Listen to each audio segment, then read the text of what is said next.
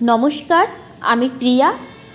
রবীন্দ্র জয়ন্তী উপলক্ষে একটা ছোট্ট আবৃত্তি আপনাদেরকে শোনাবো। চলুন শুরু করি। জোড়াসাঁকোর ঘরে জন্ম নিল এক ছোট্ট প্রাণ, ধীরে ধীরে বড় হয়ে হলো সবার পরিচিত নাম।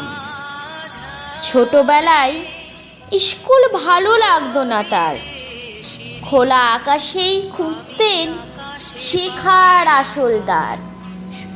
গাছের তলায় বসে ভাবতেন চুপচাপ, প্রকৃতির সাথেই ছিল তার সবচেয়ে ভালো মাপ। কলম হাতে লিখতে শুরু করলেন গান, সেই গানে জেগে উঠল সবার মন আর প্রাণ। নোবেল পুরস্কার পেলেন, বাড়ল সবার মান, তবুও ছিলেন সবার মতো, ছিল না অহংকারের টান।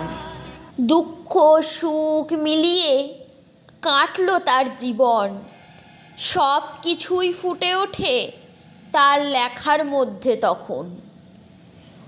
হে রবীন্দ্রনাথ ঠাকুর, তুমি শুধু কবি নও, এক জীবনের নাম।